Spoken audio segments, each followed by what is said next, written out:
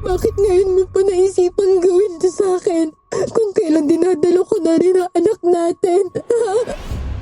Ako ang dapat mong patawan ng ganti. Ako ang dapat mong durugin, hindi sila. Pasensya ka na. Pero nung nakita ko ang asawa ko, narealize ko na hindi ko pala kayang mawala siya sa akin, pare. Bago natin simulan ng kwento, please like and share the video at huwag na ding kalimutang mag-subscribe.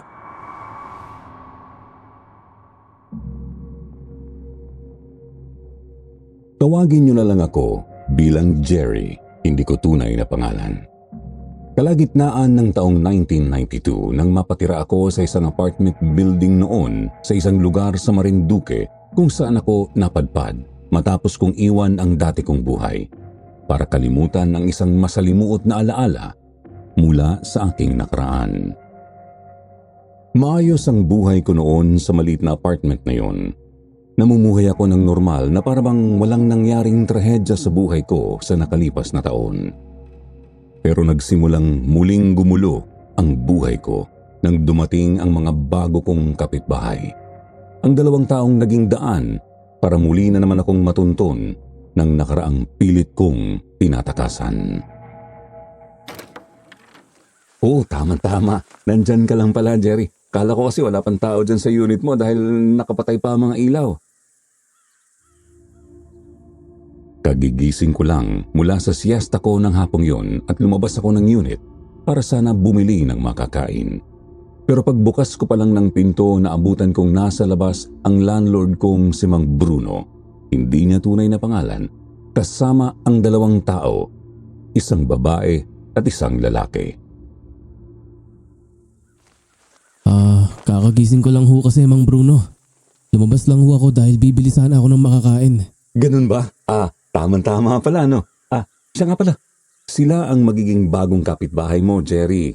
Sa wakas, may makakasama ka na rito sa 2nd floor. Sana maging magkakasundo kayo, lalo't kayo pa lang ang nakatira dito sa itaas. Ay, nice to meet you, pare. Ako naman si Glenda, ang asawa niya. Magandang hapon sa'yo. Jerry, tama? Oo, yun nga ang pangalan ko. Magandang hapon din sa inyo. Nakipagkamay ako sa magiging mga bago kong kapitbahay noon matapos naming magpakilala sa isa't isa.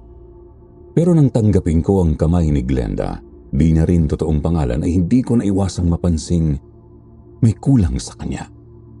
Wala kasi siyang suot na singsing, di gaya ni Miguel. Kaya medyo nagduda ako noon kung totoo ba yung sinabi niyang mag-asawa raw sila. Ganun pa man, hindi na lang ako nagsalita. Wala rin naman akong pakialam. Masyado lang talaga akong naging mapagmatsyag sa paligid. Kaya kahit yung maliliit na bagay, napapansin ko agad. Matapos ng maiksing pagkikipagkilalang yon, itinuloy ko na ang pagbili ko ng pagkain. Pagbalik ko sa floor namin, nakita kong nakasarado na ang pintuan nila, kaya dumiretso na lang din ako sa sarili kong unit para paghainan na ang sarili ko. Ano, Miguel? Sabihin mo, nahihiya ka pa rin bang ipakilala ko bilang asawa mo? Ha?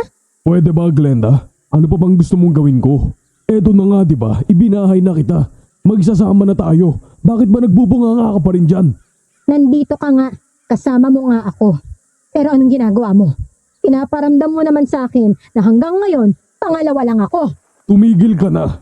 Natutuliling na ang tenga ko sa'yo. Hindi ka ba nahihiya? Kabago-bago natin dito, nandidistorbo na agad yung bunganga mo.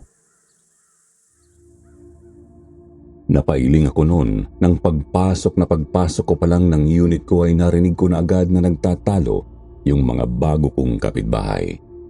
Wala pa silang ilang oras na nakatira doon pero parang nakikinikinita ko ng magiging sakit sila ng ulo ko. Mukhang tapos na ang tahimik at mapayapang mga araw ko sa lugar na to. Natatawa pa ako noon sa sarili ko habang isinasalin ko sa plato ang pagkaing binili ko sa karinderya. Naupo na ako noon sa harapan ng maliit kong mesa para sana magsimulang kumain ng hapunan, pero bigla na lang akong may narinig na malalakas na kalabog sa di kalayuan. Miguel, ano yun? Bakit Parang may bumagsak na bubungan. Baka pusa lang yon. Huwag mo nang intindihin. Tulungan mo na lang akong mag-ayos nitong mga gamit natin para makapagpahinga na tayo. Pero Miguel, hindi mo ba naaamoy yun? Parang ang sangsang eh. Amoy malansa. Hindi kaya may aswang dito sa lugar na to? Lumabas ka nga muna saglit at magsabi ka ng asin. Magsabi ka ng asin sa palibot itong unit. Bilisan mo! Ano? Ano na naman ba yung pinagsasabi mo dyan? Ang tanda-tanda mo na, nagpapaniwala ka pa sa ganyan. Hindi ko nagawang ituloy ang pagsubo ng pagkain sa kutsara ko nang marinig ko ulit ang pag-uusap na yon ng mga bago kong kapitbahay. Palibhasay, manipis na pader lang ang nakapagitan sa amin kaya kahit ayoko hindi ko maiwasang mapakinggan ang pag-uusap nila. Kinapa ko ang maliit na botelyang nakakwintas noon sa akin at nang tingnan ko yun, ay nakita kong kumukulo ang langis na laman noon. Punyeta! Bigla na lang akong nakaramdam ng kakaiba sa dibdib ko nang makumpirma ko ang aking hinala. Unti-unti parang bumabalik sa isip ko yung alaalang matagal ko nang pinipilit ibaon sa limot. Napapikit ako ng mariinon pero agad din akong nagmulat ng mata nang sa pagpikit ko ay isang mukha ang bigla kong nakita sa likod ng aking isip. Ang mukha ng dati kong asawa na itago na lang natin sa pangalang Norieta. Inilapag ko ulit ang kutsara ko, tinakpan na lang ang pagkain para hindi langawin. Nawalan ako ng ganang kumain kaya naisipan ko na lang munang lumabas. Pagbukas ko pa lang ng pinto, sinalubong agad ako ng maalinsangang ihip ng hangin na lalo pang nakadagdag sa nararamdaman kong kaba. Doon ako tumambay sa hallway ng apartment building na siya ring nagsisilbing balkonahe ng mga unit namin. Nagsisindi ako ng yosi noon bilang pampakalma nang lumabas din sa unit nila si Miguel. Pare, ikaw pala. Pasensya ka na, mukhang narinig mo yata kaming nagtatalo. Hindi ko siya sinagot noon bagkus sa inalok ko na lang siya ng yosi na agad din naman niyang tinanggap. Hindi ko naiwasang mapatitig noon sa daladala niyang isang garapon ng asin. Ito kasing si Glenda. Kung ano-anong iniisip, pinagsasabay ng asin ang paligid ng unit namin dahil baka daw inaaswang siya. Buntis ba siya? Oo pare, magdadalawang buwan pa lang. Ay, kaya nga, nagmamadali talaga kaming makahanap ng matitiran. Lalong lumakas noon ang kalabog ng dibdib ko nang makumpirma ko ang hinala ko tungkol sa pagdadalang tao ni Glenda. Lalo na at may hinala rin ako nung hindi naman talaga niya ito tunay na asawa. Wala namang masama kung mag-iingat pare. Sundin mo na lang ang sinasabi niya. Malay mo naman, nagsasabi pala siya ng totoo. Na may aswang sa paligid. Uso pa ba yun sa panahon ngayon? Basta, mag-iingat na lang kayo pare. Marami naman talagang mga bagay sa mundo na hindi natin nakalaing pwede pala mangyari sa totoong buhay. Bakit ikaw pare? Naniniwala ka rin ba sa aswang? Ang totoo, oo. Kaya, ingatan mo sana ang magiging anak mo pare. Totoong naniniwala akong inaaswang si Glenda. Hindi pwedeng magsinungaling sa akin ang hintura na nakasabit sa leeg ko na kanina pa kumukulo. Yun ang nagsasabing may aswang nga sa paligid namin. Ang hindi ko nga lang alam ay kung tama rin ba ang hinala ko. Nakilala ko ang aswang na ito. Dinukot ko noon mula sa bulsa ko ang isang maliit na libretang itim bago ko yon iniabot kay Miguel. Biglang napakunot ang noo niya dahil doon. Albularya kasi ang lola ng dati kong asawa pare. Ibinigay niya sa akin yan noon bago pa kami nagkahiwalay. Mabisang pangontra yan laban sa kahit na anong masamang nilalang. Ibigay mo kay Glenda at sabihin mo sa kanya na huwag niyang aalisin yan sa katawan niya kahit na anong mangyari. Tinanggap naman ni Miguel noon ang iniabot kong libreta pero halata ko sa mukha niya na sobra siyang nagdududa sa sinabi ko. Ganun pa man ay hindi ko na lang yun pinansin at nagpaalam na ako sa kanya bago ako bumalik papasok sa unit ko at dumiretso pasalampak sa higaan habang patuloy na nanunumbalik sa isip ko ang mga alaala ng dati kong asawa. Maglilimang taon na ang nakalilipas buhat nang makilala ko sa probinsya namin sa Bicol ang pinakamagandang babaeng nakita ko sa buong buhay ko. Si Norieta. Apo siya ng isang kilalang albularya sa lugar nila at nang mga panahong yon ay kadi-18 niya pa lang habang ako naman ay 19 anyos na. Tinamaan ako ng matindi nun sa kanya kaya naman agad ko siyang niligawan. Hindi rin naman nagtagal sinuwerte akong mahulog ang loob niya sa akin kaya naman agad-agad dahil na rin siguro sa pagiging mapusok naming pareho noon ay nagtanan kami at nanirahan malayo sa mga nakakakilala sa amin. Unang taon pa lang ng pagsasama namin noon ni Norieta, hiniling niya na agad sa akin na sana raw ay magkaanak na kami. Sa pamilya raw kasi nila, hirap talagang makabuo ng anak ang mga babae, lalo na kapag sila ay nagkaedad na.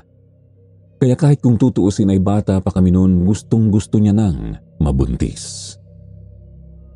3 taon din naming paulit-ulit na sinubukang makabuo noon pero talagang hindi kami nabiyayaan ng supling.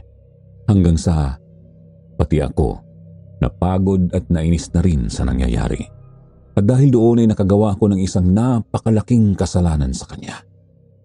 Paulit-ulit kong naririnig noon sa isip ko kung paano umiyak si Norieta sa harapan ko nang malaman niyang nakabuntis ako ng ibang babae. Walang hiya ka, Jerry! Bakit mo nagawa sa akin to?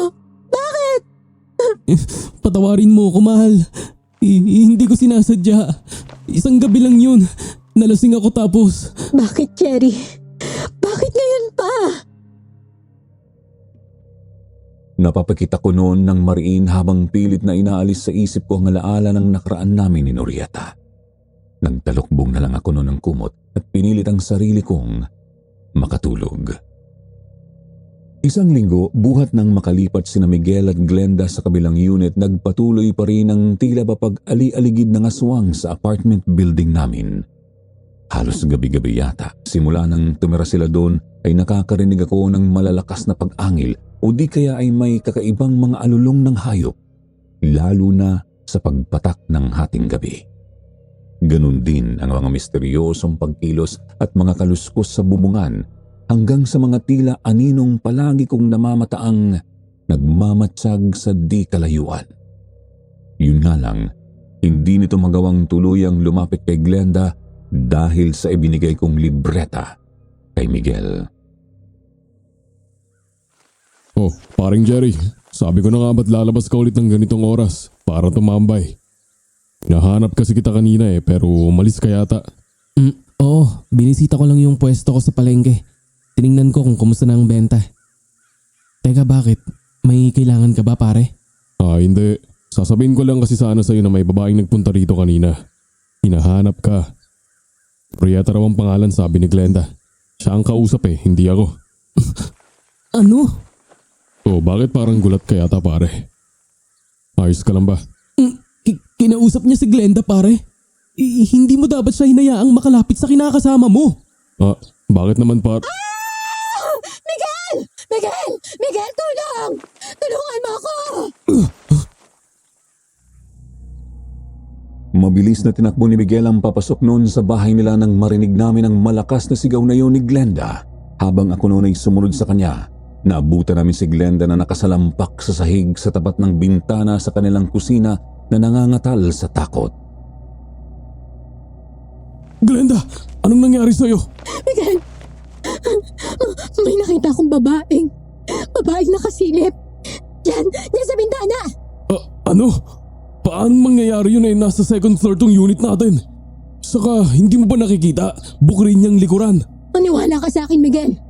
May babae talaga nakasilip dyan sa bintana kanina. Nakita ko siya. Nanlilisik ang mga mata niya. Nakalabas pa nga yung dila niya Tapos nakadungaw siya dyan. Nakapatiwarik. Miguel, kung inaaswa nga kami ng anak natin. Pwede ba, Glenda? Tigilan mo na tong drama mo. Nandito na nga ako oh. Iniwan ko na ang asawa ko para panagutan niyang ipinagbubuntis mo. Bakit ba gumagawa ka pa ng kwento?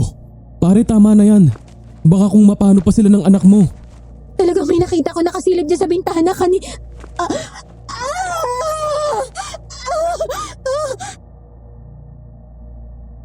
Bigla na lang noong sinapo ni Glenda ang sarili niyang sinapupunan at halatang namimilipit siya sa sakit.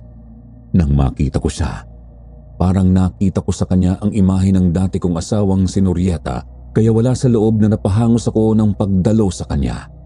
Lalo na nang makita kong may dugong bahagyang umaagos noon sa binti niya. Diyos ko, dalhin na natin sa ospital si Glenda, pare. Hindi ko na hinintay pa noon na kumilos si Miguel at ako na ang nagkusang kumarga kay Glenda at sakalang natauan si Miguel na puno ng pagtatakang tinitigan niya ako. Pero hindi siya nagsalita at sinunod na lang ang sinabi ko. Tumawag siya ng sasakyan at mabilis naming isinugod si Glenda sa ospital ng gabing yun. Kaya sa kabutihang palad ay naagapan agad ng mga doktor bago pa tuluyang may mangyari sa kanila ng sanggol sa kanyang sinapupunan. Maayos na raw ang lagay ni Glenda at nang magiging anak namin, sabi ng doktor. Mabuti naman kung ganun. Oh, mauuna na ako, pare.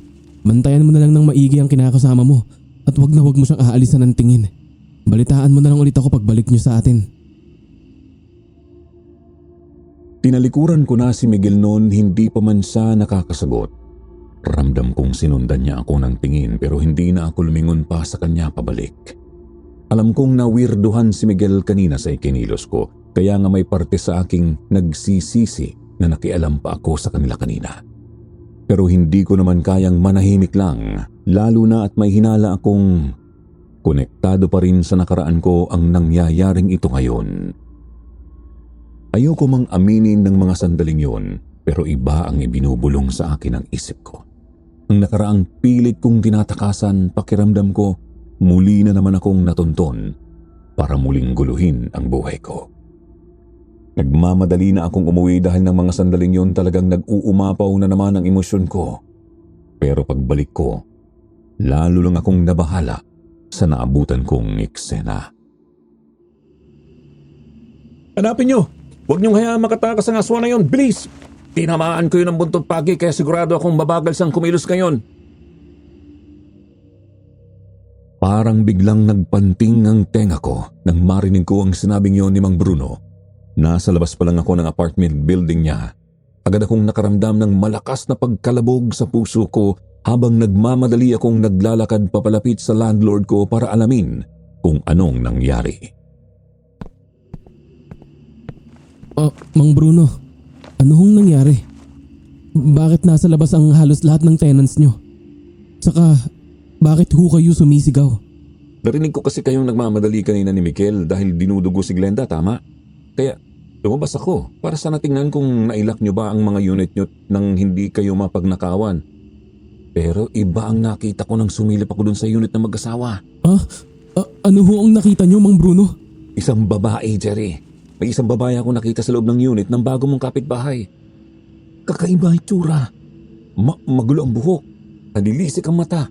Nakadapa siya sa sahig ng abutan ko at hinihimod niya ang mga patak ng dugo na nanggaling kay Glenda kanina. Parang bigla na lang nanlaki noon ang ulo ko habang ikinikwento ni Mang Bruno sa akin ang nakita niya. Nanigas ako't halos hindi na makagalaw habang nakikinig ako sa kanya. Ngayon ay mas lalo kong nakukumpirma ang mga nangyayari. Pakiramdam ko, nauulit na naman ang isang pangyayari sa nakaraan ko na hindi na yata ako patatahimikin pa kahit kailan.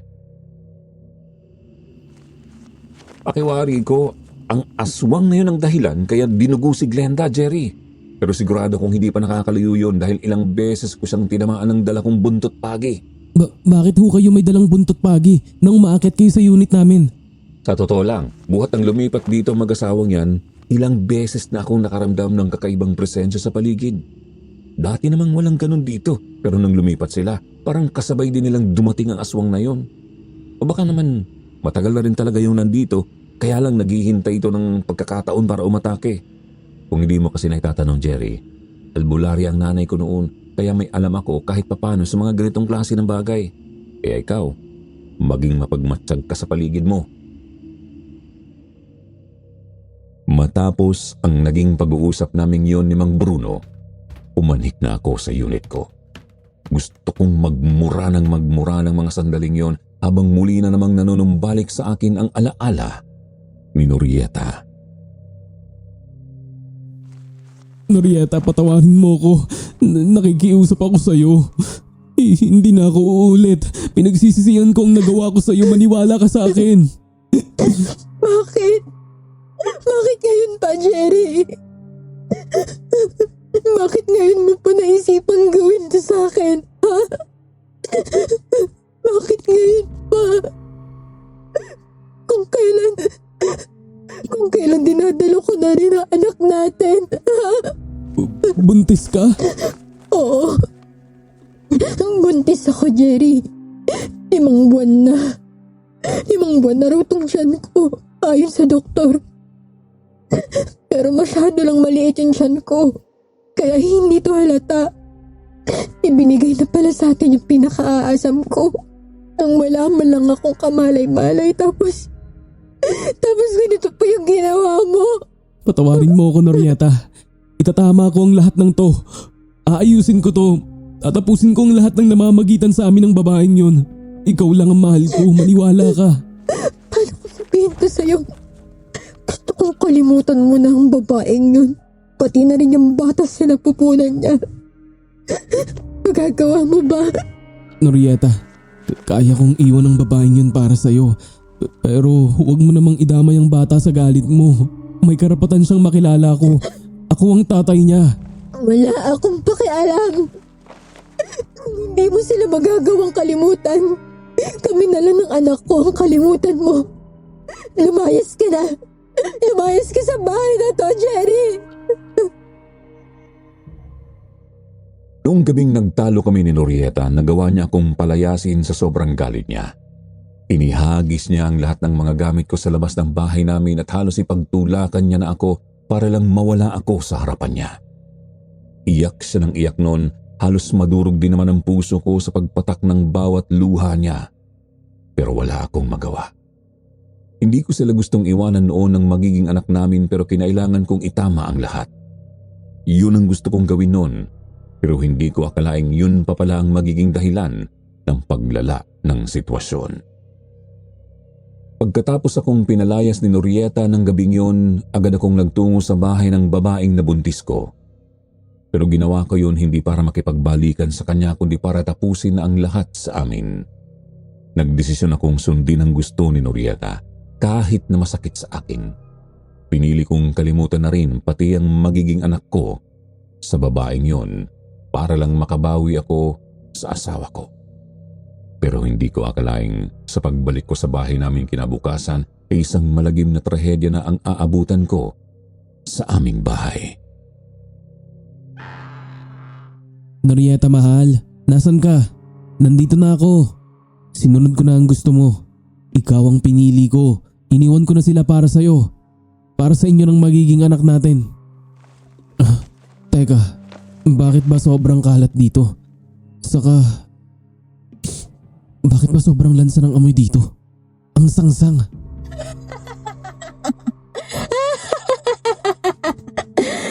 Bumalik ka.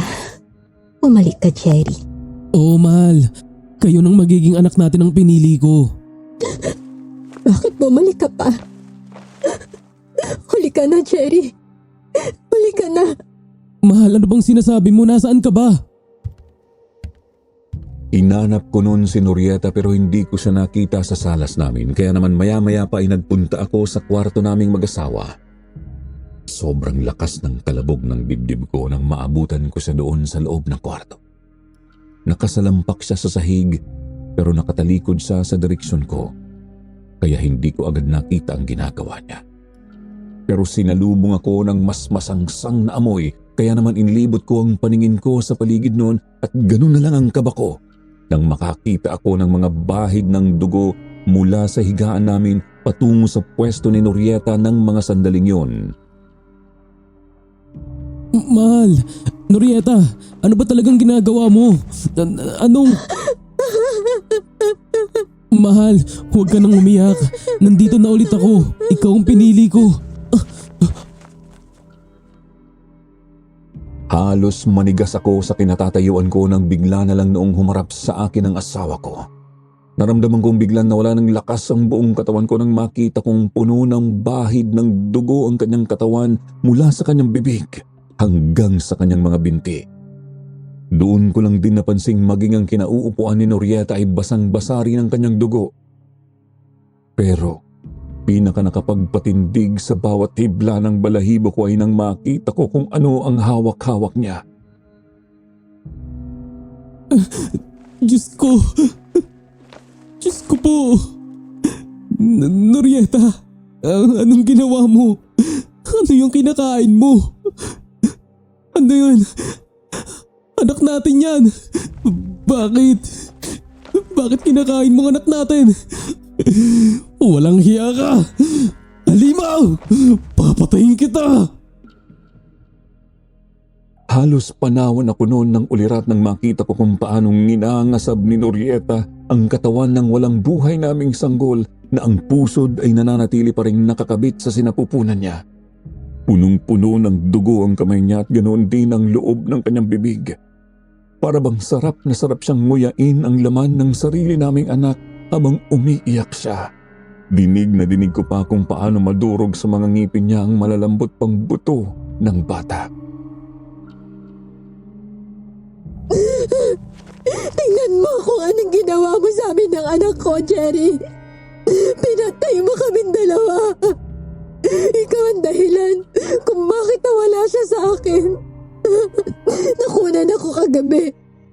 Matapos mo akong iwanang mag-isa, pinatay mo siya. Kaya alam mo ma, kung anong ginawa ko, Jerry. Dinukot ko na lang siya ng tuluyan. Palabas sa aking sinapupunan.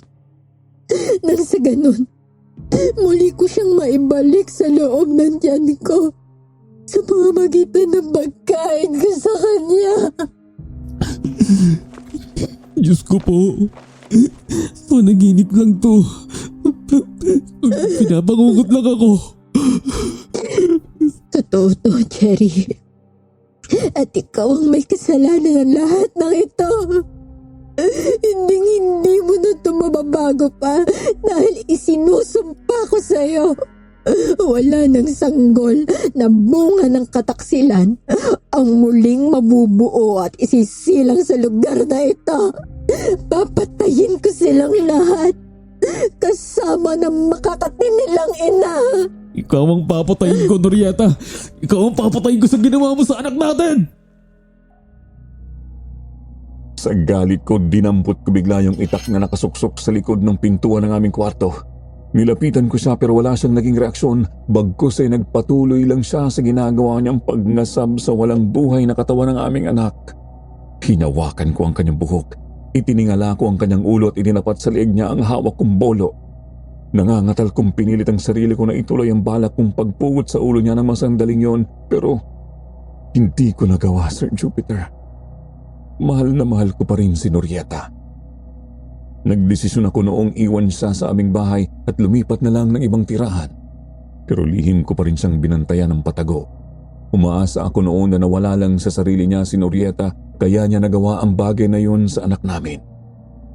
Masyado ko lang kako siyang nasaktan. Yun ang pilit na itinatak ko sa isip ko. Itinago ko rin ang nangyari sa kanya at wala akong kahit na sinong pinagsabihan tungkol dito. Ang buong akala ko sa pag-alis ko sa bahay namin ay manunumbalik ulit si Norieta sa dati. Pero nagkamali ako. Nasaksihan ko mismo, Sir Jupiter, kung paano siya biglang nagbago. Mula sa dati ay malambing na Norietang nakilala ko, naging isa siyang halimaw na halos gabi-gabi ay naghahanap ng biktimang magpupuno ng kakaibang kalam ng kanyang sikmura. Hindi man nagbabago ang hitsura niya, alam kong naging isa na siyang ganap na aswang hanggang sa hindi ko inaasahang totohanin niya ang kanyang banta. Naging sunod-sunod noon ang pagkawala ng ilang mga babae sa lugar namin, mga babaeng taksil mga babaeng naninira ng pamilya ng iba. Yun ang punteriya ni Norieta. Pinapatay niya sila, pagkatapos ay nilalapan niya ang mga sanggol sa kanilang sinapupunan. Wala akong nagawa kundi ang magbingi-bingihan at magbulag-bulagan dahil hindi ko naman alam kung paano ko siya tutulungang bumalik noon sa normal. Natatakot din akong humingi ng tulong dahil ayaw kong ipahamak ang asawa ko. Nang maging aswang si Norieta, Sir Jupiter, kahit papaano ay hindi ko pa rin naman pinabayaan ang babaeng nabuntis ko at ang magiging anak ko sa kanya. Palihim ko rin silang binantayan noon halos araw-araw para lang hindi sila magawang saktan ng asawa kong si Norieta hanggang sa maipanganak na nga ang bata. Pero hindi ko akalaing magagawa pa rin silang tuntunin noon ni Norieta. Oh, Norieta, anong ginagawa mo rito? Nasaan ang anak ko? Halos gumuho na naman noon ang mundo ko ng isang araw sa palihim na pagdalaw ko sa labas ng bahay ng babaeng nabuntis ko noon ay nakita kong papalabas si Norieta. Nakangisi ang mukha niya, nababalot na naman siya ng dugo at may naririnig akong malakas na paghiyaw sa loob ng bahay. Nakikita mo ba to, Jerry? Alam mo ba kung kaninong puso itong hawak-hawak ko sa kamay ko ngayon?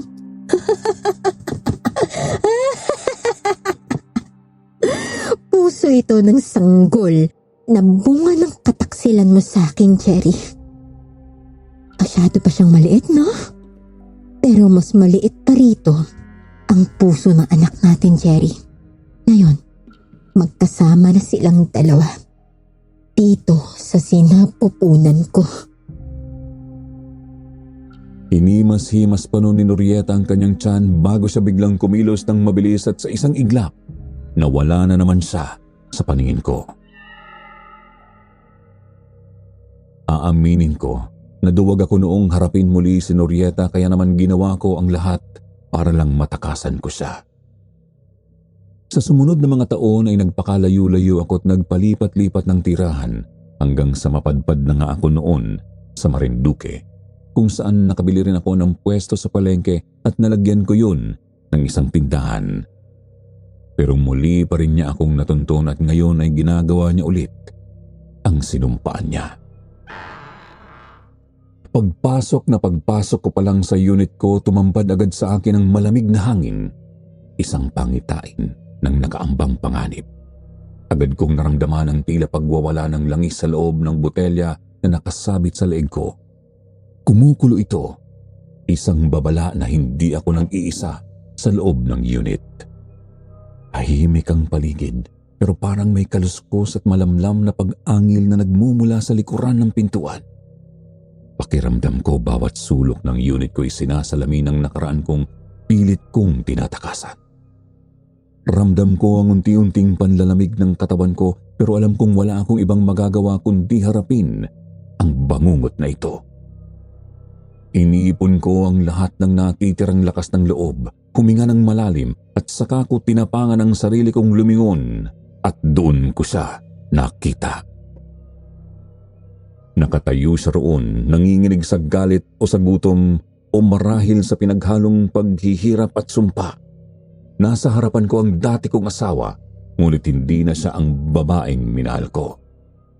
Ang dating kislap ng kanyang mapupungay na mga mata ay wala na. Napalitan ito ng matalim na titig na parang matutulis na kutsilyo, nakatutok sa bawat paghinga ko.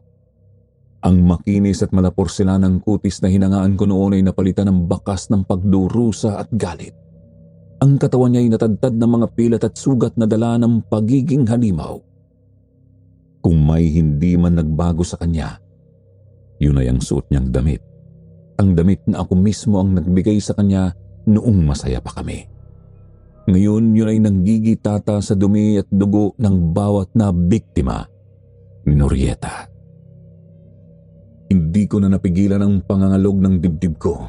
Kitang-kita ko kung paanong napakalayo na ng itsura niya mula sa dati niyang sarili. Alam kong ako ang dahilan kung bakit siya naging ganito at yun ang pinakamabigat kong dala. Pero sa kabila ng lahat ng kinatatakutan ko, lumapit ako sa kanya. Alam kong kailangan kong humingi ng tawad pero hindi na ako makahanap ng mga salita. Gusto kong yakapin ulit ang asawa ko. Norieta, patawarin mo ako. Ako ang may kasalanan sa lahat ng ito. Tahimik siyang nakatitig sa akin gamit ang mga mata niyang mapula.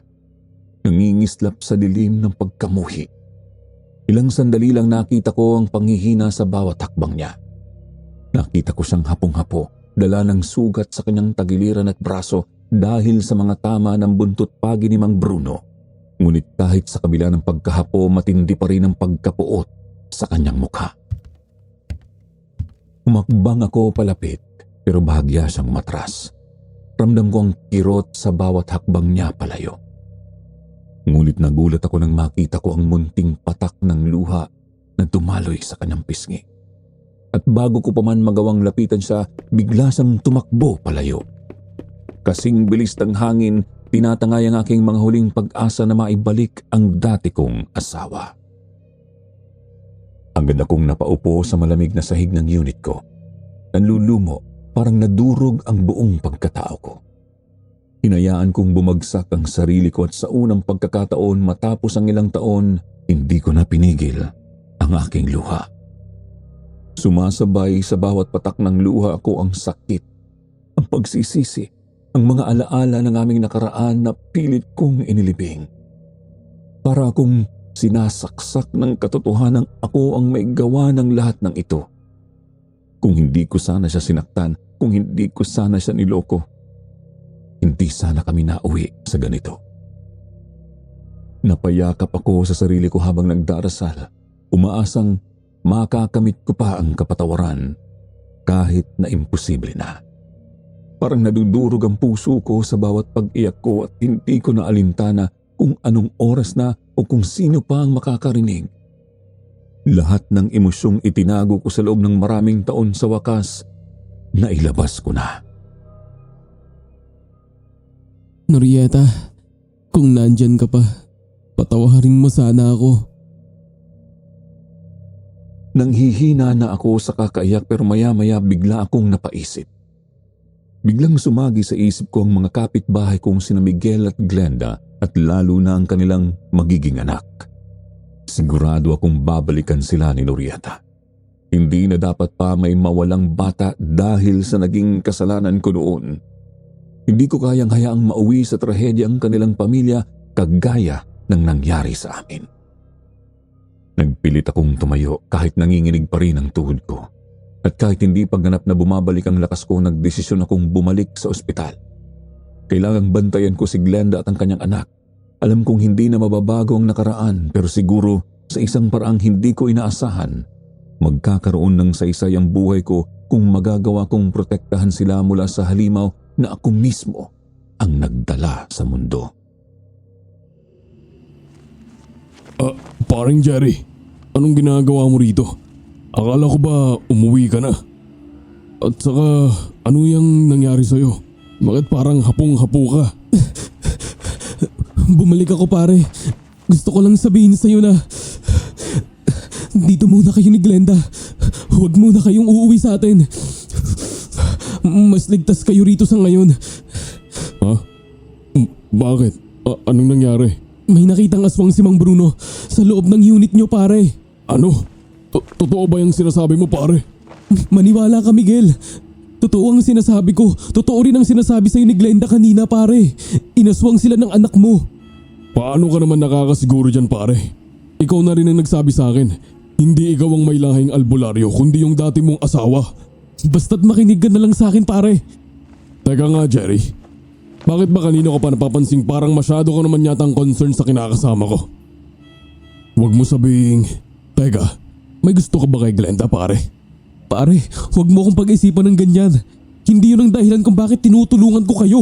Ano? Bakit ba gusto mong maniwala akong inaaswang nga sila ng magiging anak namin? Dahil kilala ko kung sino ang aswang pare. Kilala ko si Norieta, yung dati kong asawa. Bigla na lang natigilan nun si Miguel dahil sa sinabi ko. Kahit na nakakunot pa rin ang noo niya ay naramdaman kong nakuha ko na rin sa wakas ang atensyon niya. Kaya naman ang patuloy siyang manahimik ay doon na ako nakakuha ng pagkakataong magkwento sa kanya tungkol sa kung papaanong nahantong sa ganitong sitwasyon ang lahat. Alam kong napakahirap paniwalaan itong sinasabi ko sa'yo, pare. Hindi ko naman hinihiling na paniwalaan mo lahat ng sinasabi ko. Pero sana, makinig ka sa mga payo ko sa'yo. Ayokong may isa na namang sanggol na hindi man lang masilayan ng mundo dahil sa kasalanang nagawa ko noon sa asawa ko. Tama ka pare. Sobrang hirap talagang paniwalaan ng mga sinasabi mo pero ayoko ring mawala ang magiging anak ko sa akin. Isa pa, wala akong karapatang husgahan ka dahil ang totoo, pareho lang naman tayo. Pareho lang tayong nagkasala sa mga tunay nating asawa. Swerte lang ako't lalo hindi naging ganun kalala ang sitwasyon ko di tulad sa'yo. Nakahinga ako ng maluwag nang sa pagtatapos ng usapan namin yun ni Miguel sa huli ay nagdesisyon siyang sa wakas ay makinig na lang sa akin. Pareho naming binantayan ang mag-ina niya hanggang sa ilipad na ang mga ito sa isang private room.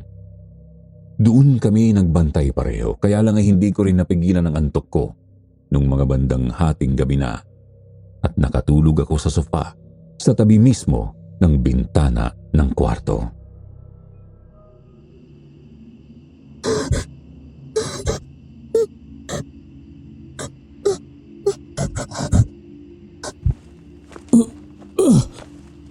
Glenda, anong nangyari sa'yo? Nagising ako noon dahil sa tila takot na mga ungol ni Glenda at sa natatarantang boses ni Miguel na gaya ko ay naalimpungatan din pala. Agad akong napalingon sa kanila at nakita kong may tinititigan si Glenda sa bandang likuran ko. Para siyang nagdidelirio, nangangatalang buong katawan niya habang nakatitig siya sa direksyong yun.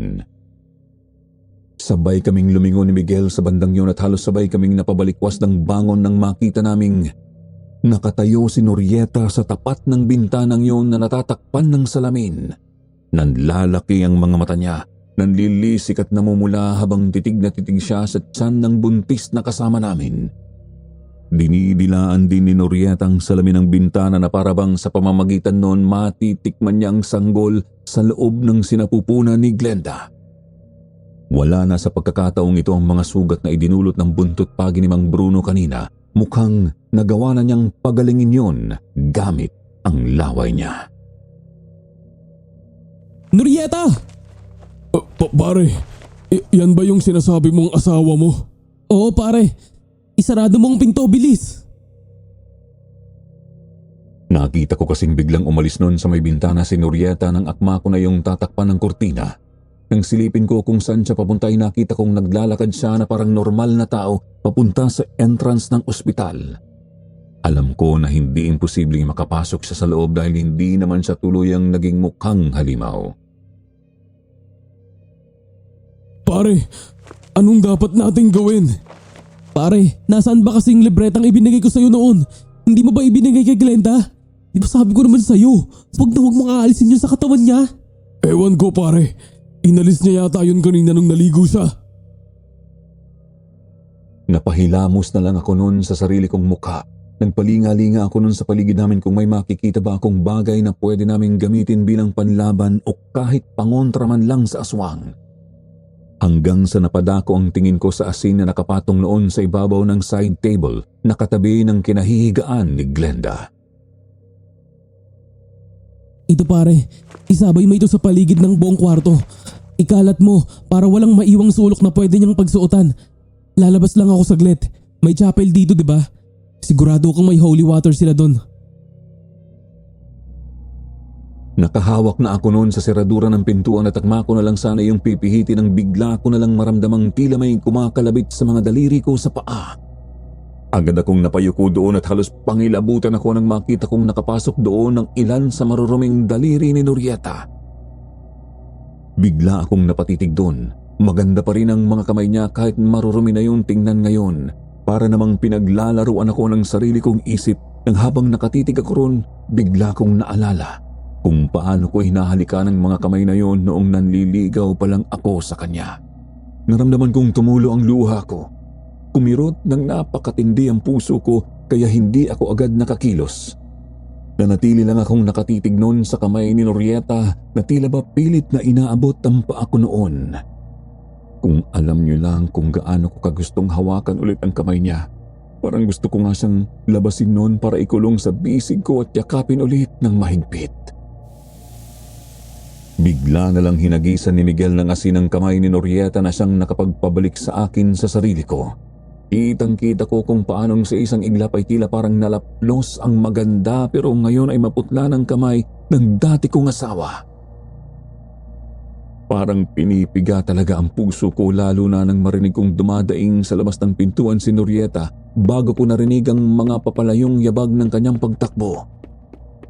Hindi ko na naman napigilan ang sarili ko at napaiyak na ako sa harapan ni Miguel at ng kinakasama niyang hanggang ngayon ay wala pa ring malay tao. Nang mga panahon yon, lalo ko lang napatunayan sa sarili ko na hindi ko pa rin nakakalimutan ang asawa ko. Mahal na mahal ko pa rin siya sa kabila ng mga pinagdaanan namin at napakatanga ko dahil alam kong ako ang dahilan kung bakit kami nauwi sa ganon. Kung kaya ko lang ibalik ang nakaraan, gagawin ko pero imposible nang mangyari yun. Ang buong akala namin, Sir Jupiter, titigil na si Norieta pagkatapos ng nangyari dahil kinabukasan, hindi na ulit siya nagparamdam o nagpakita pa. Akala ko talaga noon, nagsawa at napagod na siya sa kanyang ginagawa. Hanggang sa ma-discharge na noon si Glenda dahil ayon sa doktor ay ayos na raw ang magiging anak nila ni Miguel. Glenda, ito na ulit yung libreta. Dinaanan ko yan sa inyo kanina nung umuwi ako. Para tingnan kung ligtas bang uwian nyo ang unit. Wala na dun si Norieta pero huwag mo na yung aalisin pa sa katawan mo simula ngayon. Oo. Jerry, maraming salamat sa'yo. Tango na lang noon ang isinagot ko kay Miguel at inaya ko na sila patungo doon sa inarkila kong tricycle kanina.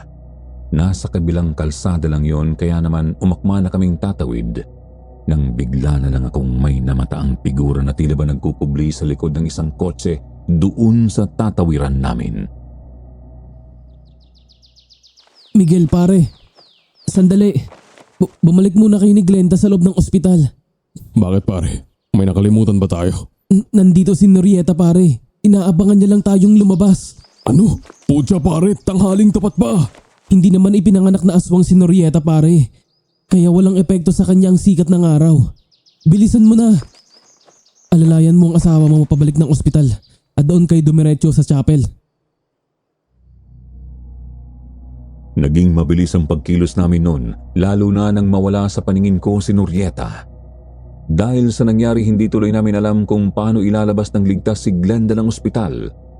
Pati ako, natutuliro na. Dahil parang bawat sulok at parte ng paligid ay nakikita ko ang mukha ng dati kong asawa. Oo pare, nakairam na ako ng sasakyan. Buti na lang at may kaibigan akong nagtatrabaho dyan sa malapit. Pinairam niya sa akin ang kotse niya. Kung ganun bilisan na natin pare. Hindi pwedeng abutin pa tayo ng dilim dito dahil lalo tayong mahihirapan. Hindi natatakot na magpakita si Norieta sa gabi dahil lahat naman ng aswang at masasamang nilalang, yun talaga ang oras ng pag-atake. Pero saan tayo pupunta pare? Ayokong bumalik sa apartment. Baka nandun pa rin yung aswang. Huwag kang mag-alala pare. Alam ko na kung saan natin sila dadalhin. Napagkasunduan namin ni Miguel na sa simbahan na lang muna dalhin si Glenda. Doon sigurado akong magiging ligtas na siya dahil si Norieta na rin ang nagsabi sa akin noon na walang ibang pinakamabisang pangontra sa anumang elemento, nilalang o maligno, kundi ang Diyos at ang pananampalataya sa Kanya. Hindi niya magagawang lapitan ang mag-ina sa loob ng banal na lugar na yon. Halos paliparin na tuloy ni Miguel noon ang sasakyan para lang makarating kami ng mabilis sa simbahan. Mabuti na lang talaga at mabait din ang mga taong namamahala doon sa napuntahan namin dahil agad din nilang kaming tinanggap ng walang pag-aalinlangan. Maupo ka muna. Salamat. Sapo-sapo na naman noon ni Glenda ang ilalim ng kanyang puson. Mukhang natagtag siya sa biyahe dahil napansin kong mababa na naman ang tiyan niya. Pare, Pwede bang ikaw munang bahala kay Glenda saglit?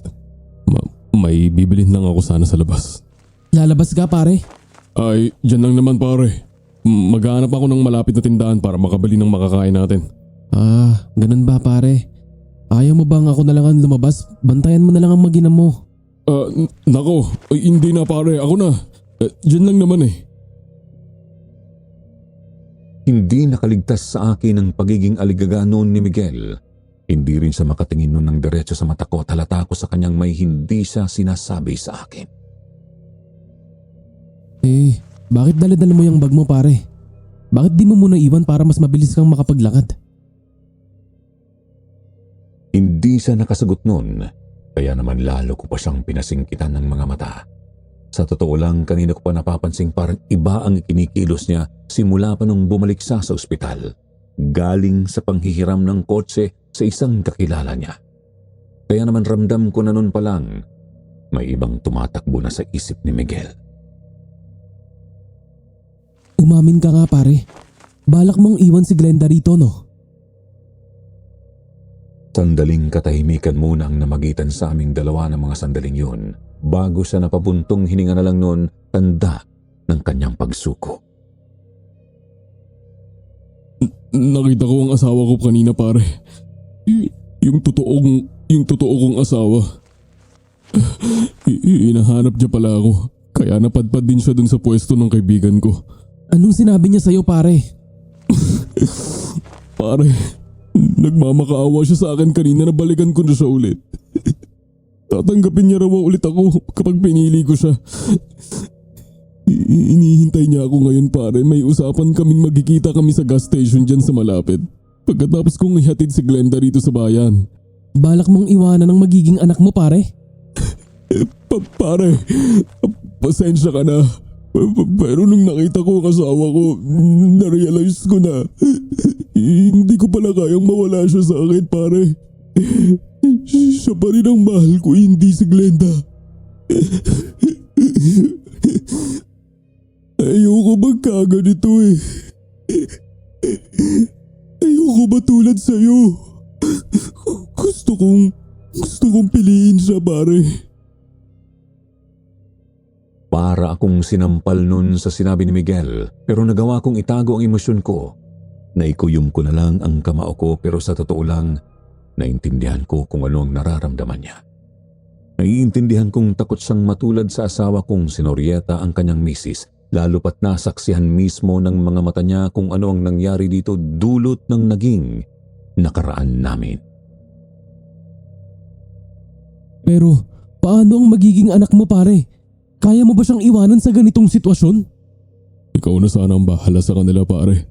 Naniniwala naman akong magiging maayos ang lagay nila sa pangangalaga mo. Saka di ba sabi mo ayos naman sila rito sa simbahan. Hindi na sila masusundan pa dito ng dating mong asawa. Sir Jupiter, hindi ko alam noon kung bakit hindi ko sinubukang pigilan man lang si Miguel nang tuluyan na siyang umalis at iniwan ng noon ay walang kamuwang-muwang na si Glenda. Siguro yun ay dahil naiintindihan ko ang naging desisyon niya dahil minsan ko na rin yung ginawa. Sinundan ko na lang noon ang tingin ang papaalis na sasakyan ni Miguel hanggang sa nawala na ito sa abot ng natatanaw ko.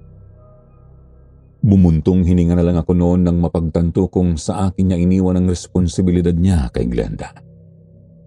Pero hindi ko naman maisip na basta na lang iwanan ang babae, lalo na't naaalala ko sa kanya ang ina ng isa ko pang anak na pinatay din ni Norieta. Pagbalik ko sa loob ng simbahan na abutan kong umiiyak si Glenda. Gising na pala siya kaya naman agad akong tumabi sa kanya.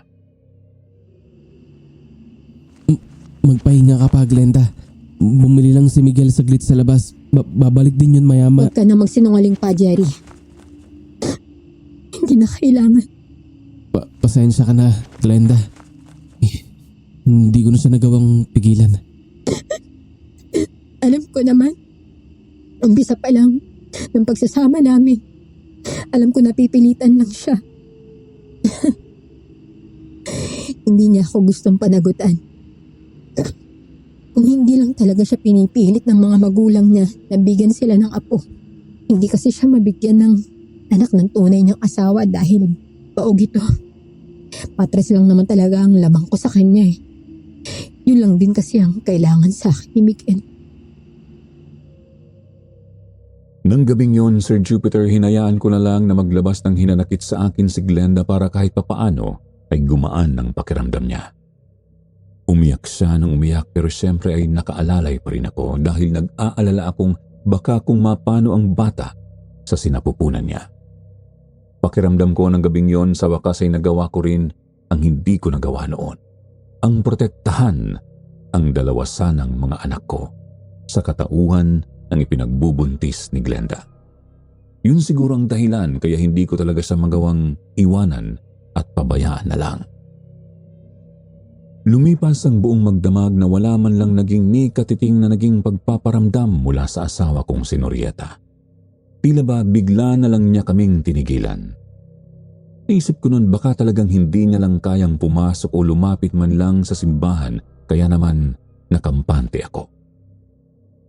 Kinabukasan, kinausap ko agad yung namamahala doon sa simbahan na kung pwede doon muna manatili si Glenda sa pangangalaga nila hanggang sa makapanganak siya. Tutal, wala na si Miguel. Wala na ring magbabayad pa ng inuupahan nilang unit. Ako na lang ang kakausap kay Mang Bruno. Kukunin ko sa kanya yung natitirang deposit na ibinayad ni Miguel para may panggastos ka rito. Huwag kang mag-alala, Glenda. Hindi naman kita pababayaan. Palagi pa rin kitang dadalawin dito para masiguro kung okay lang kayo ng magiging anak mo. Maraming salamat sa iyo, Jerry, ha? Hindi mo naman kami obligasyon ng anak ko pero... Wala yun. Ako nga ang dapat na magpasalamat dahil sa inyo. Pakiramdam ko na itatama ko na ang lahat ng maling nagawa ko noon. Pakiramdam ko, nabigyan ko rin sa wakas ng proteksyon ng mga anak ko. Ganun nga ang nangyari, Sir Jupiter. Si Glenda doon muna tumuloy sa simbahan. Ako na rin naman ang nagpaliwanag ng tungkol sa nangyari kay Mang Bruno at naintindihan naman agad ng landlord ko ang sitwasyon. Lumipas ang ilang buwan pero hindi na ulit ako nakarinig pa ng kahit na ano tungkol kay Miguel at ganun din kay Norieta. Hindi na niya ginambala pa si Glenda, pati na rin ang anak nito na malapit na rin itong ipanganak noon. Sa tingin ko, iho, tumigil ang aswang sa panggagambala kay Glenda dahil sa wakas naitama na rin ni Miguel ang ginawa niyang kataksilan sa tunay niyang asawa nang balikan niya ito. Hindi nakabit si Glenda, kaya wala na rin koneksyon pa sa kanya ang sumpa ni Norieta. Si Mang Bruno, ang landlord ko, ang isang naging takbuhan ko noon sa tuwing kailangan ko ng tao makakausap. Sinabi ko sa kanya lahat ng nangyari sa akin, pati na rin ang tungkol sa malagim na nakaraan namin ng asawa ko.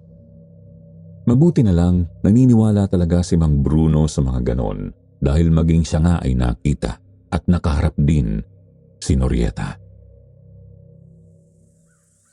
Siguro nga ho, Mang Bruno.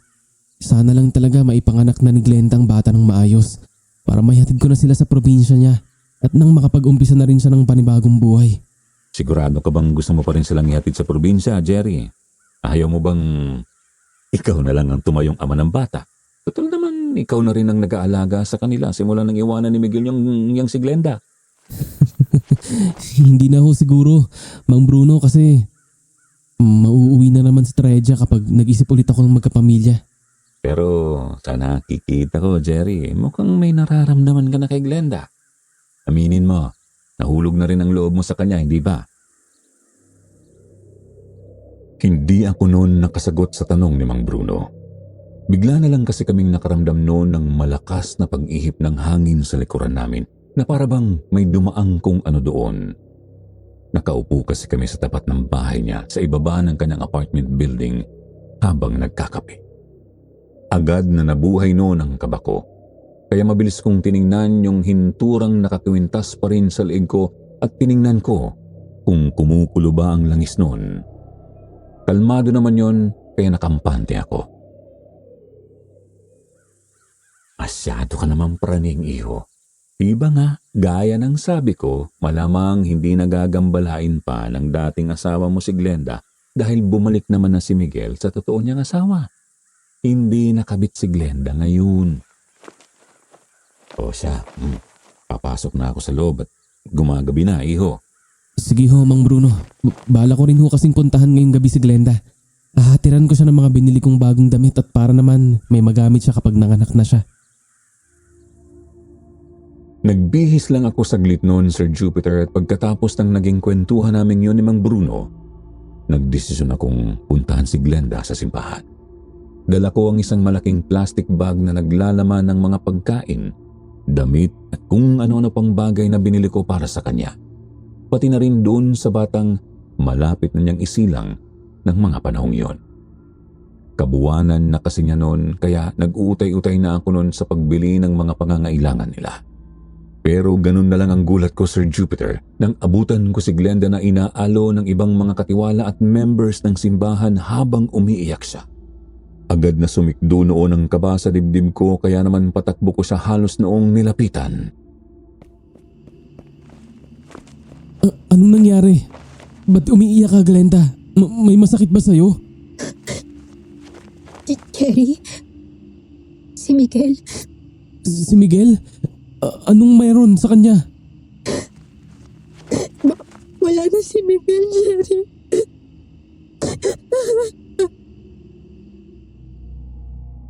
Sir Jupiter, hindi gaanong makapagsalita noon si Glenda kaya naman yung isang church member na lang ang nagkwento sa akin kung paano nito nalaman ang tungkol daw sa nangyari kay Miguel. Kanina raw kasing hapon ay sumugod doon sa simbahan ang tunay na asawa ni Miguel at galit na galit ito sa kanya. Sinisisi siya nito dahil sa rawang dahilan kung bakit nasira ang pagsasama nila at maraming panahon ang nasayang sa kanilang pagsasama. Pinagbibintangan din daw nito si Glenda na baka may kinalaman daw ang babae sa nangyari sa kanyang mister. Sinabi nitong wala na raw si Miguel. Natagpuan daw itong nakahandusay sa kalsada kagabi malapit lang din naman sa bahay nilang mag-asawa. Brutal ang naging pagkamatay ni Miguel dahil nang matagpuan ito ng ilang napadaang tao sa kalsadang yon, nakita nilang wakwak na ang dibdib nito at halos hindi na makilala pa ang mukha. Tadtad daw yon ng kalmot ng isang tila mabangis na hayop. Kung sino man daw ang gumawa nun kay Miguel, halatang malaki ang galit nito sa lalaki. Wala naman daw siyang ibang alam na may galit sa asawa niya kundi si Glenda. Diyos ko! Hindi pa rin siya tumitigil, Jerry. Mukhang palakas lang si Norieta. Pero hindi talaga siya tuluyan na wala. Anong gagawin ko, Jerry? Natatakot ako para sa anak ko. Paano kung balikan niya ulit ako? Kitang-kita ko noon ang matinding takot sa mukha ni Glenda, Sir Jupiter, habang yakap-yakap niya ang sarili niya at nakahawak pa sa kanyang tiyan. Nanginginig ang mga labi niya kaya hindi ko maiwasang mapakuyom ng kamao. Huwag ka mag-alala, Glenda. Hindi ko naman kayo pababayaan. Sisiguraduhin kong mailalabas mo ng maayos at ligtas ang anak mo. Jerry, nakikiusap ako sa'yo. Gawin mo lahat. Gawin mo lahat para hindi mapahamak ang bata. Kahit ang bata na lang. Alam ko namang kasalanan ko rin kung bakit ako kinakarma ng ganito.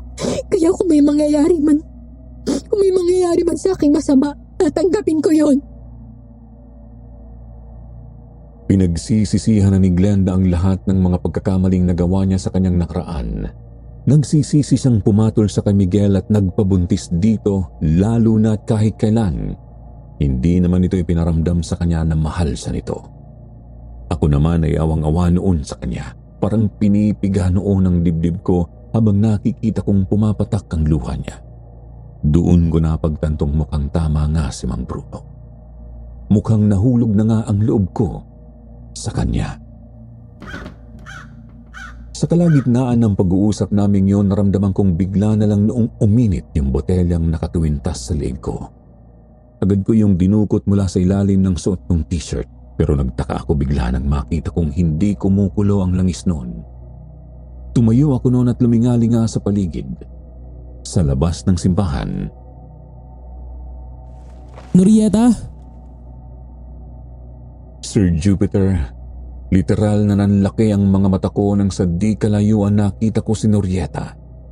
Nandoon siya sa isa sa malalaking sanga ng puno. Ilang di pa lang ang layo mula sa simbahan.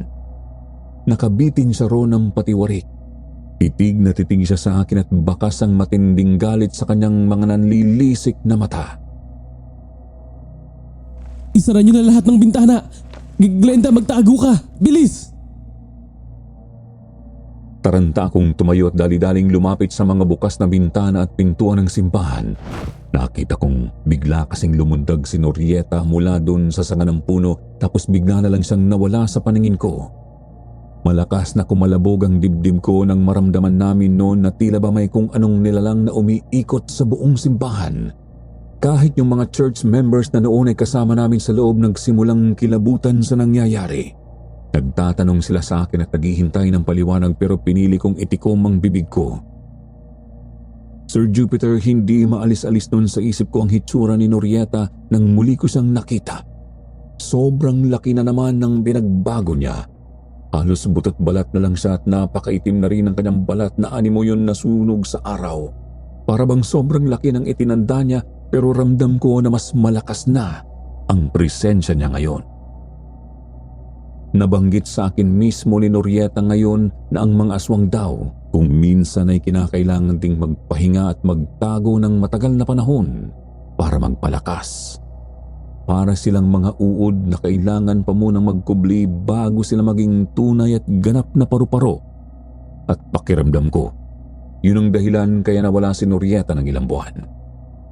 Nagpalakas siya kaya siguro hindi na tumatalampa ang hintura para tukuyin ang kanyang presensya. Jerry! Hindi pa man ako nakakabawi sa pagkabigla ko sa muling pagkikita namin ni Norieta, pinakabog na naman ni Glenda ang dibdib ko nang dumaing siya habang sapo-sapo ang kanyang tiyan.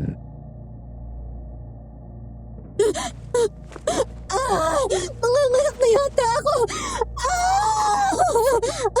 Aray! Glenda!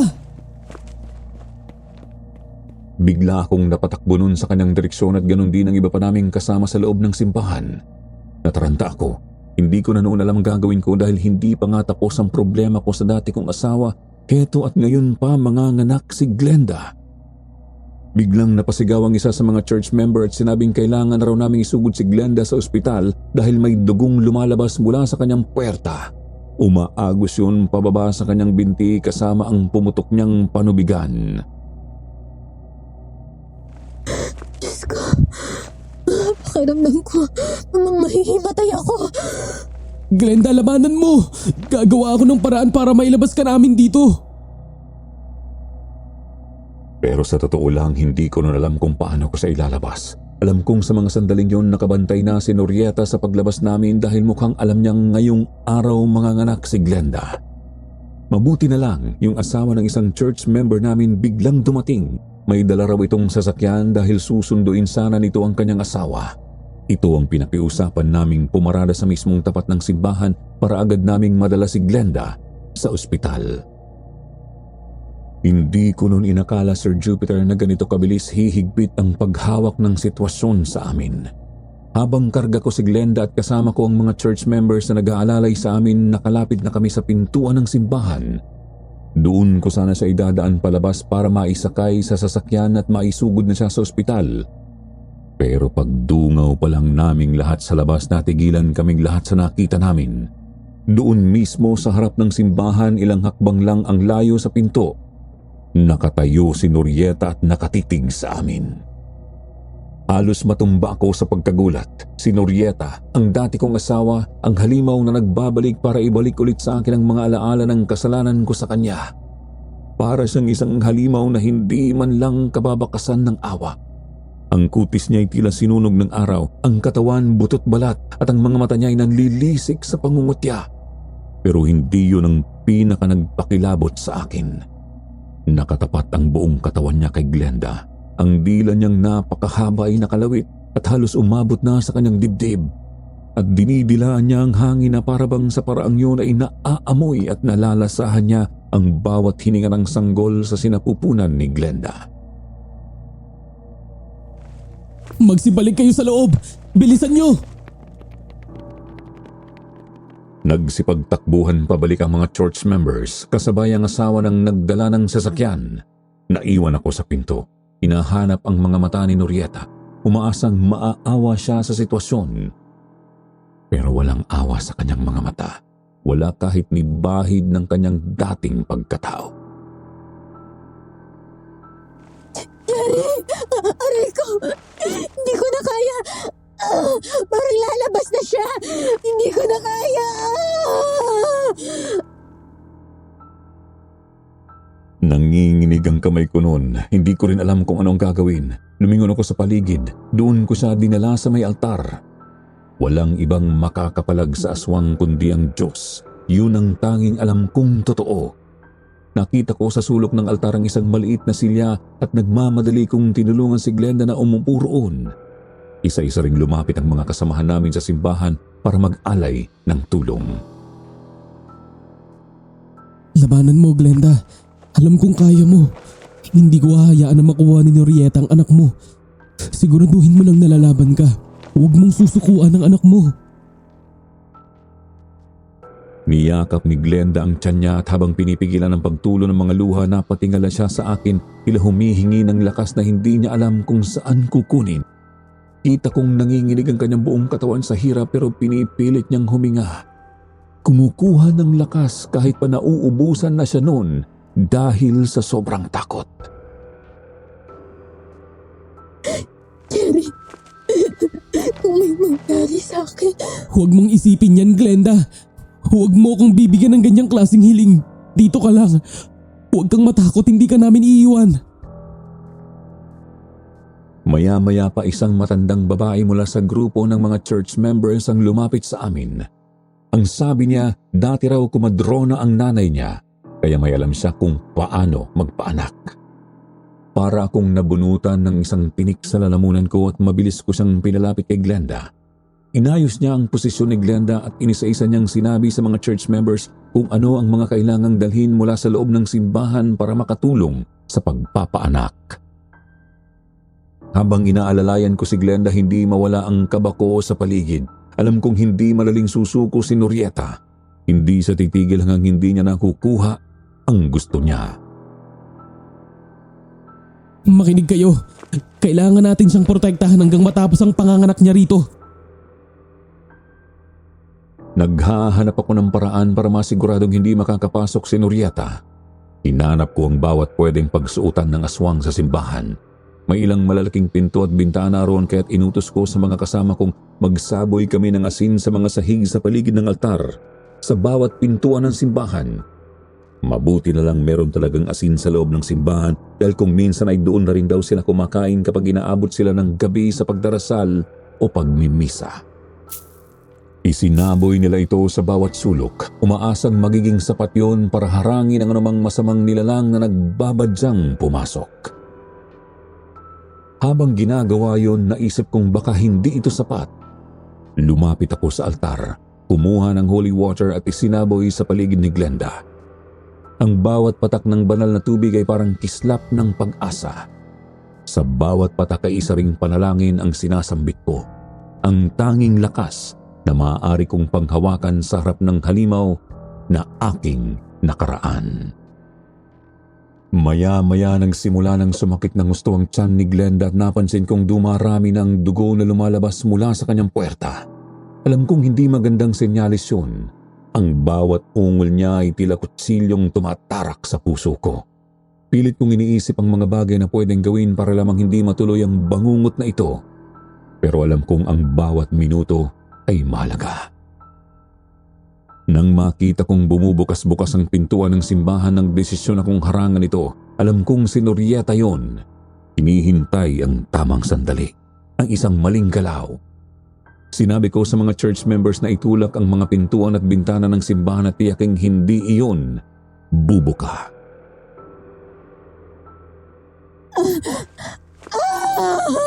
Diyos ko, hindi ko na kaya, Jerry. Parang lalabas na talaga siya. Hawakan mo ang kamay ko, Glenda. Dito lang ako sa tabi mo, hindi kita iiwan. Ramdam kong kumakapit si Glenda sa akin na parang siya na lamang ang natitirang koneksyon ko sa realidad sa gitna ng kaguluhang ito. Alam kong naririnig niya ang bawat dasal, ang bawat usapan ng mga taong naroon sa amin. kaya nakikita ko rin talagang lumalaban siya. Mula sa labas ng simbahan narinig namin ang pag-ihip ng malamig na hangin.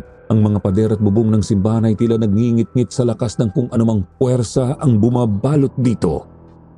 Nakatingin ako sa mga mata ni Glenda at ng mga oras na yon, alam kong ang tanging kailangan niya ay ang suporta ko. Naglakas loob akong humarap sa altar at tumawag sa Diyos ng malakas para na rin marinig ni Norieta para ipakita sa kanyang hindi sa magtatagumpay sa ginagawa niya. Panginoon, kayo na ang bahala sa amin. Tulungan niyo po kami. Ilayo niyo kami sa kasamaan at sana'y makaraos ang buhay ng batang ito. Habang patuloy ako sa aking pagdarasal, naramdaman kong lumalakas ang hiyaw ni Glenda. Kitang-kita ko sa mga mata niya ang matinding takot at sakit, pero naroon ang paninindigan. Ang bawat hiyaw niya ay tila alon ng pag-asa na sa kabila ng lahat ng sakit at takot, malalampasan niya ito. Isang malakas na pagsigaw ang pumuno sa buong simbahan. Anak ko! Lumalabas ng anak ko!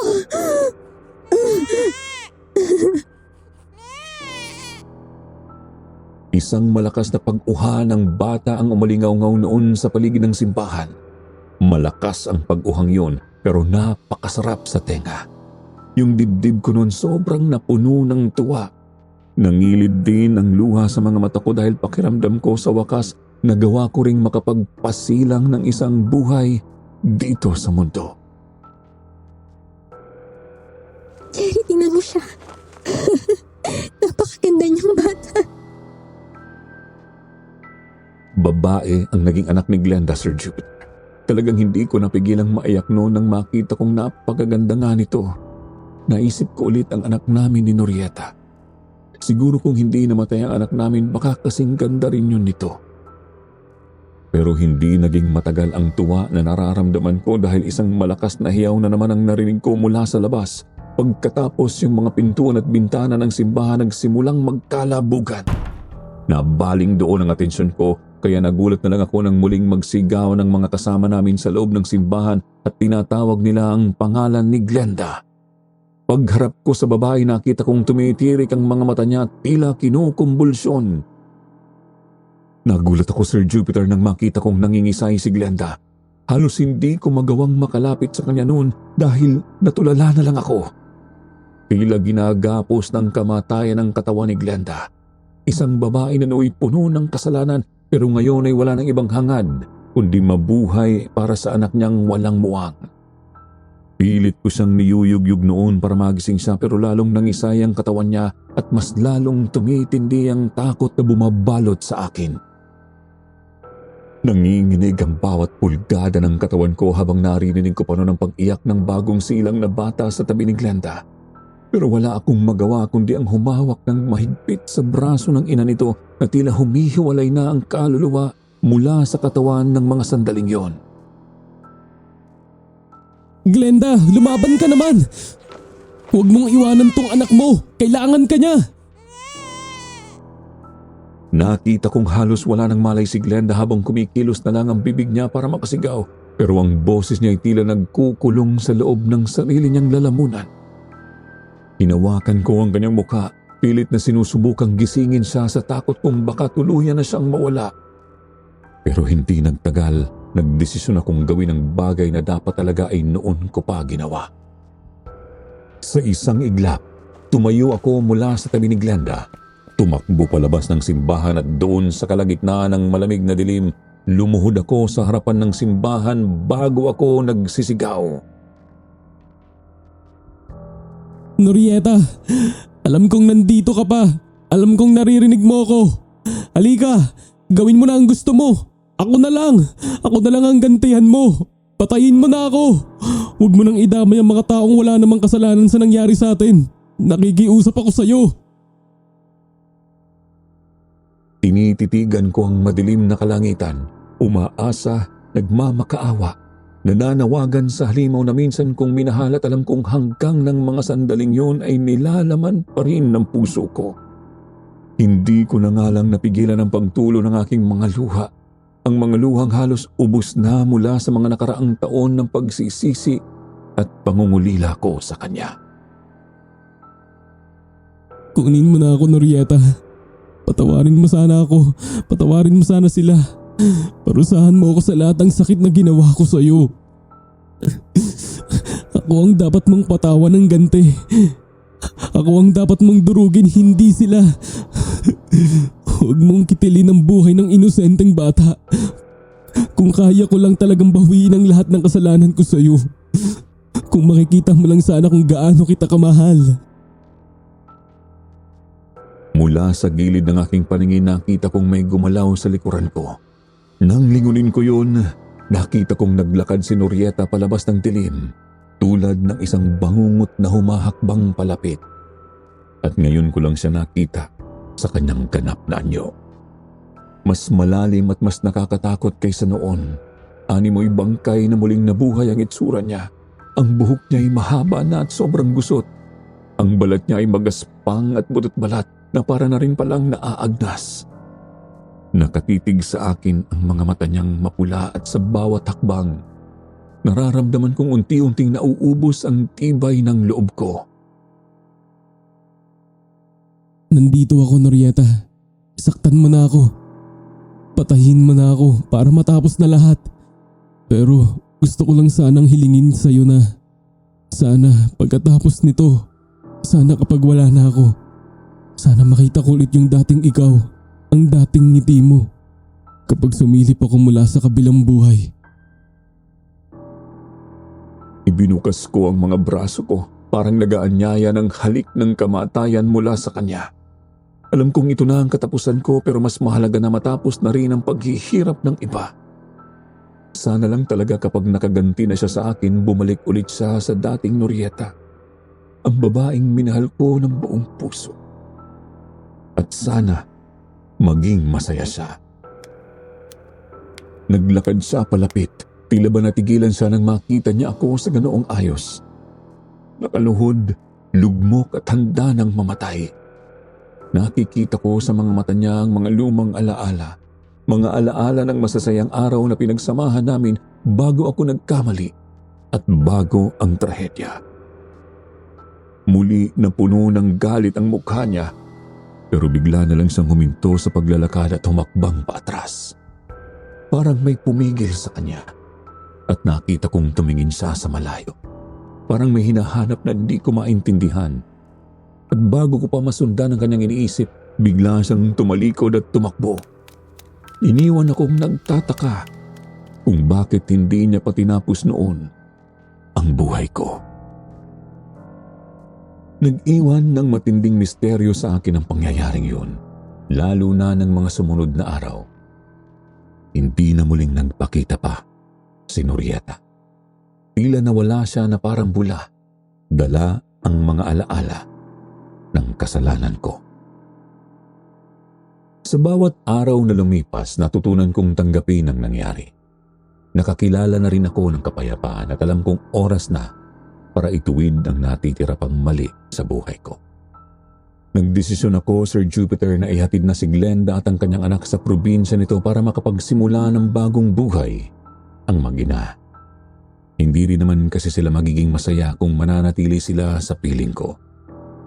Isa pa, natatakot pa rin ako na baka sa huli, mauwi lang din sa isa pang trahedya ang lahat. Bago ako umalis, nakipag-usap muna ako kay Mang Bruno. Tinulungan niya ako sa lahat ng naranasan ko sa simula, hanggang sa magdesisyon na ulit akong sa ibang lugar naman manirahan. Umiinom kami ng kape sa maliit niyang mesa at tulad ng dati, binalikan namin ang mga kaganapan, ang mga desisyon ko sa buhay at ang mga balak kong gawin matapos ang lahat. Sigurado ka na bang pababayaan mo na lang si Glenda at ang anak niya doon sa probinsya? Kita ko naman sa iyo, iho, nahulog na ang loob mo sa kanila. Hindi ko kayang lokohin ang sarili ko, Mang Bruno. Oo, mahalaga sila sa akin, pero ang puso ko, kahit gaano ko man itanggi, si Norieta pa rin talaga ang mahal ko. Jerry, tapos na ang lahat sa inyong dalawa. Naging aswang na siya at hindi nyo na maibabalik pa ang pagsasama nyo. Siguro nga totoo yan, Mang Bruno. Pero alam ko sa sarili ko na hindi ko siya magagawang kalimutan. Ako rin naman ang dahilan kung bakit siya naging ganun. Kaya't wala akong karapatang magmahal ng iba. Walang puwang ang pagmamahal para sa isang katulad kong makasalanan. Wala akong karapatang mangaharap ng bagong simula.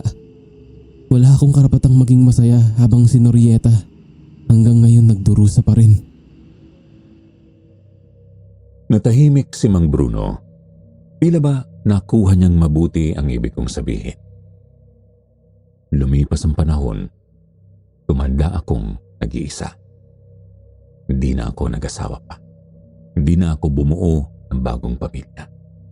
Wala nang ibang mahalaga sa akin maliban sa tahimik na buhay ko. Halos 10 taon makalipas ang pangyayaring yun sa buhay ko, umuwi ako ng Bicol. Bumisita sa dating bahay namin ni Norieta kung saan nangyari ang lahat ng masasaya at masasakit na alaala ng pagsasama naming dalawa. Inaasahan kong aabutan kong abandonado na yon, Sir Jupiter. Pero nagkamali pala ako. Nang makita ko ang dati naming bahay, para bang bumalik ang lahat ng alaala sa isip ko. Ang dati kong tahanan, ang tahanan namin ni Norieta. Walang bakas ng karumal-dumal na nakaraan ang bahay na yun. Para bang bumalik ito sa pagiging isang masaya at normal na tahanan. Habang naglalakad ako palapit sa loob ng bahay ay nakita kong may isang babaeng nakaupo sa balkonahe. Nakilala ko agad siya kahit pa matagal na rin kami noong hindi nagkikita. Si Norieta yun, pero hindi na siya tulad ng aswang na nakaharap ko nung huli. Nakita kong bumalik na ang hitsura niya. Nasilayan ko ulit ang nakabibighani niyang ganda. Nakangiti siya noon, halatang masayang masaya. Sobrang nakaramdam ako noon ng labis na tuwa sa dibdib ko. Naglakad ako ng dahan-dahan noon para sa nalapitan si Norieta. Pero hindi ko itinuloy ang paglapit ko nang mapansin kong nakatingin siya sa isang direksyon. Sinundan ko ang tingin niya at doon ay nakita ko ang isang batang babae na kasing ganda niya noong kabataan niya. Naglalaro lang ito sa 4 hanggang 5 taong gulang. Kamukhang kamukha niya ito. Napakalaki ng pagkakahawig nito kay Norieta. Mula sa buhok hanggang sa mga mata. Para silang mag-ina na nasa tahimik na kalagayan ng isang masayang pamilya. At nakumpirma ko rin naman ang hinala kong iyon dahil kahit na nakatanaw lang ako noon sa malayo, narinig kong nagsalita si Norieta. Anak, huwag kang tumakbo. Pauwi na ang tatay mo. Sige ka, wala kang pasalubong dun. Napatitig na lang ako sa kanilang mag-ina. Hindi ko magawang lumapit. Natatakot akong masira ang tagpong yun. Para sa akin, sapat na ang tanawing yun. Siguro, muli ay tinanggap na rin ng Diyos si Norieta at binigyan siya ng isa pang pagkakataong magsimula ng bagong buhay. Isang buhay na hindi niya naranasan sa pilit ko. Isang buhay na hindi ako kasama. Salamat sa Diyos, Sir Jupiter. Siguro yun na ang tamang wakas para sa amin.